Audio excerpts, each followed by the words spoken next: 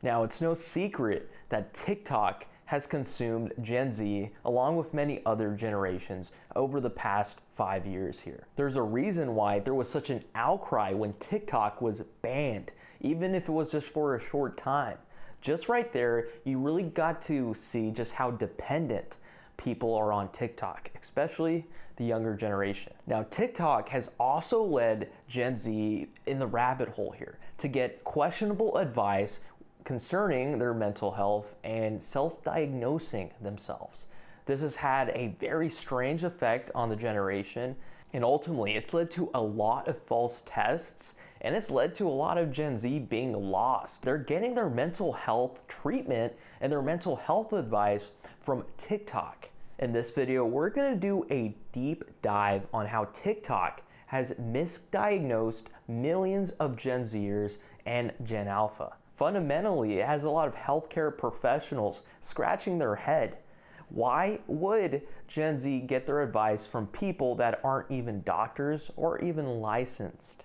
Well, that's what we're going to talk about in this video. Before we really get into this, I'll say that TikTok has been pretty beneficial for some people out there. It has actually diagnosed people correctly. I think around 25% of people that self-diagnosed themselves from TikTok, they actually got the help they needed, and it was a good thing overall. But what about that other 75% in which didn't really have that disorder or that thing that they were watching in that video? Well, right there lies the problem. To get the full grasp and picture here, we kind of got to lay out the setting here. I want to show you several graphs that illustrate just how this phenomenon has taken place and the facts behind how anxiety has really skyrocketed among the younger generation. Now, these are graphs from Jonathan Haidt's The Anxiety Generation, which I highly recommend. It's a great read, and it really kind of gives you a good grasp on how Gen Z is dealing with technology in today's climate. In this graph, you can really see the huge increase of depression among teens, and it just absolutely exploded between 2010 and 2014 to 2015, with girls having a 145% increase since 2010, and boys having a 161% increase since 2010. Now, you can really just see that graph explode from 2010 to 2015. And what happened during those years? Well, everyone, like myself, got a smartphone. Everyone had social media as well. And from 2019 to 2020, you can just see the graph go crazy right there. It just shoots all the way up.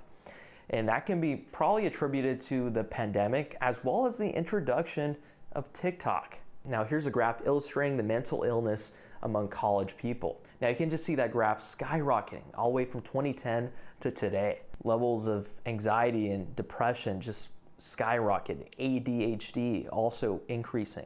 Jonathan Haidt in his book, he really illustrates how there is a positive correlation from the introduction of technology like smartphones, social media apps like TikTok, just completely increasing the anxiety among Gen Z and I guess younger people overall. So there you go. You already have a recipe of anxiety and depression with the introduction of social media and technology. Now you're bringing in TikTok with influencers and creators that are kind of taking advantage of this, presenting their own takes and their own facts on how they can diagnose your ADHD or your anxiety. I guess no hate on these creators, right? They're just making their content. People like the content, they're engaging with it. It's been very helpful for some, but at the same time, they're not professionals. And people could just watch that at face value.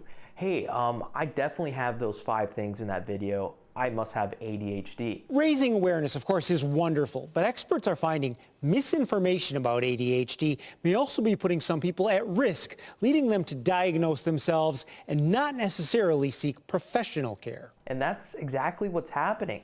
A lot of young people are self-diagnosing themselves with ADHD, going to medical clinics, going to their parents, and ultimately having a discussion that they do not have that disorder.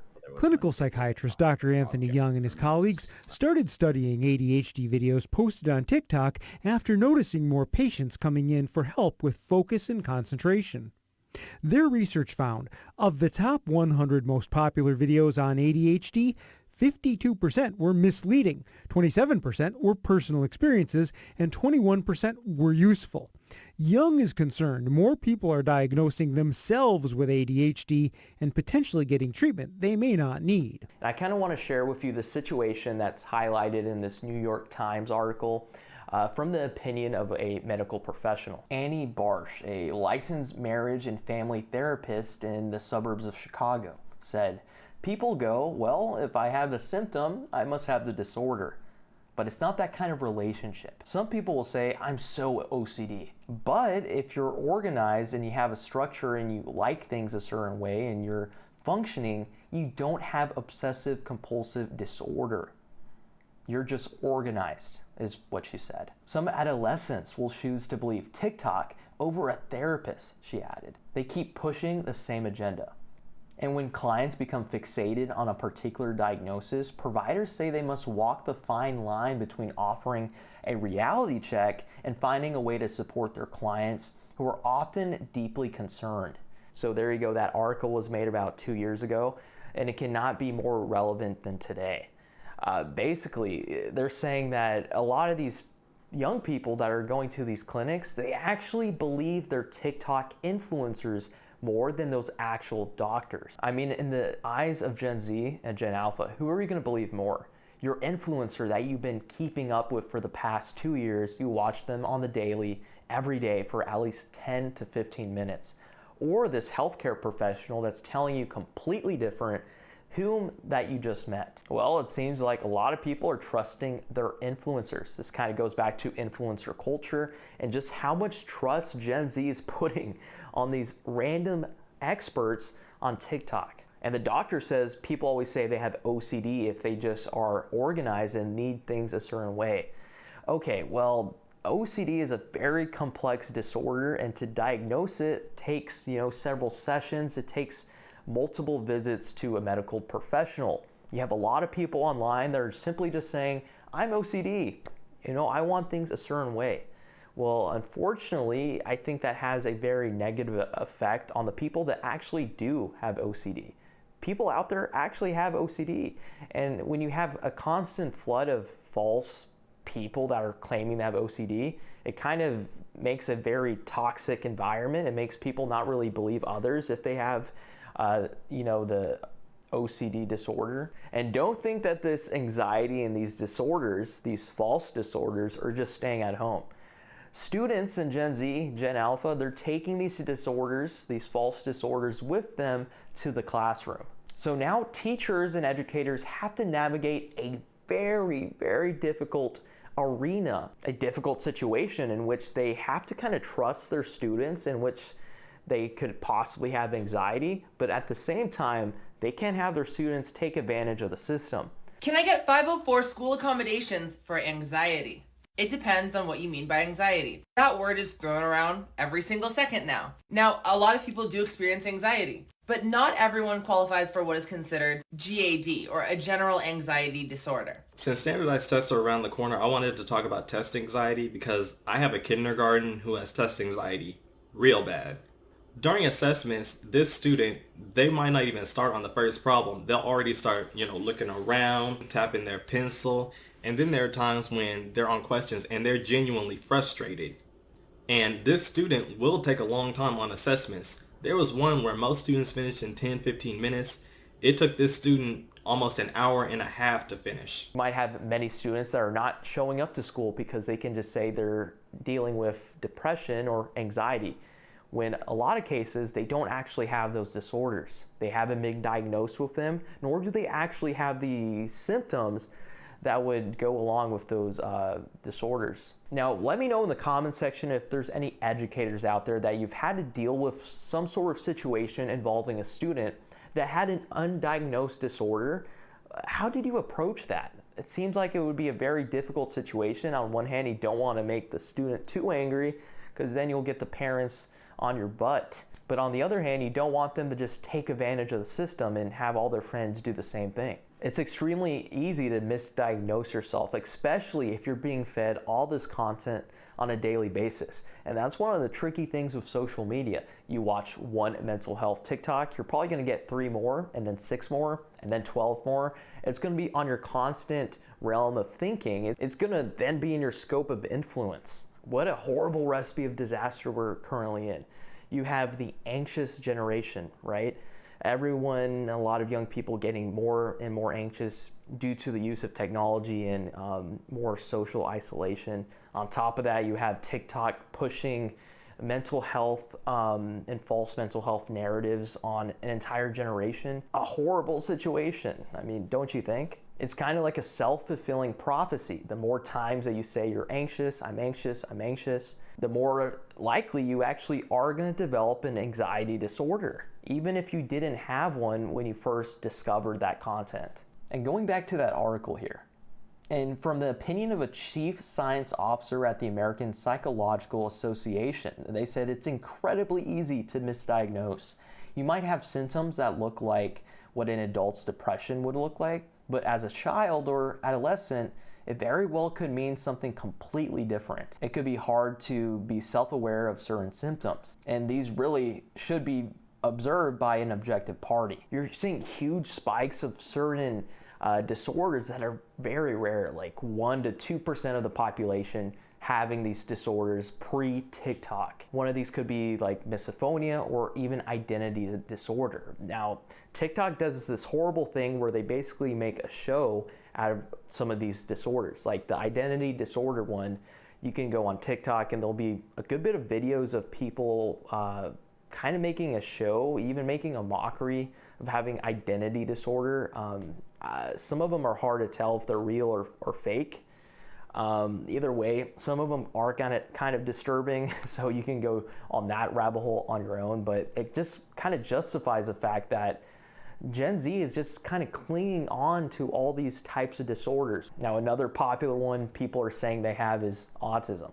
Now, some people are making fun of it, some people are being, funny about it, but some people are actually thinking they have autism, in which they do not. They have been diagnosed with it, nor do they have all the symptoms that would categorize you as being autistic. And another tricky thing is that a lot of people have kind of made their personality about this false diagnosis of this disorder. Like I said, autism has been brought up. Some people are like, hey, we're all autistic together. They're being serious about it. They're not autistic, but they think it's fun, and that's kind of become their personality. This has been going on with a lot of disorders. A popular one, anxiety, a bunch of people being lumped into a group and to a shared experience, similarity as anxiety. There very well could be a good bit of people in that group that identify themselves as having anxiety disorder, but half of them might not even have it. They don't actually have those symptoms.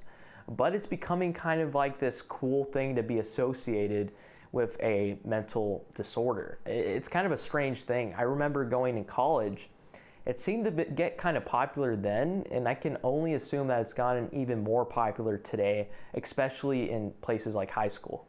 Now, a health professional's son who is 16 has been on TikTok for about 4 years. And they've said among their peers, it has been trendy to identify with a mental health disorder. It's considered a personality trait rather than something you want to heal. On TikTok, they will show, oh, I'm this. Look how cool I am. Then they will look up to those people. Kids are searching for a community and using their current struggle with mental health symptoms as a way to find a like-minded people, sometimes wearing their symptoms as a badge of pride or a shorthanded way to explain themselves to others, said a doctor in this topic. So you basically have this situation where a lot of Gen Z is basically making a community of sharing these same struggles. And in some instance, that can be very beneficial. It creates a community for those that are actually dealing with a lot of these disorders. But on the other hand, it creates this sort of thing to look up to. Like, hey, I want that too. I want to be cool like that. I have anxiety. I'm just like those people. When a lot of instances, they don't really know what those people are facing or dealing with. This is a weird societal phenomenon that we're seeing among the younger generation. On one hand, this could be a great thing. A lot of people are getting the help they need, and some mental illnesses are being treated as a result of some of these videos. But on the other hand, you have a whole sector of young people that are self-diagnosing themselves in a wrong way, and they're kind of making a mockery of this entire situation. But I want to know what you guys think. What do you guys think of this entire dilemma? And do you think Gen Z is onto something, or have they just been spiraled into a spider's web of social media misinformation? Let me know in the comment section below. Be sure to hit that like button, hit the subscribe button. It really helps us out, and it really helps shine a spotlight on topics like this. And like always, we'll be back with another video. Stay informed out there.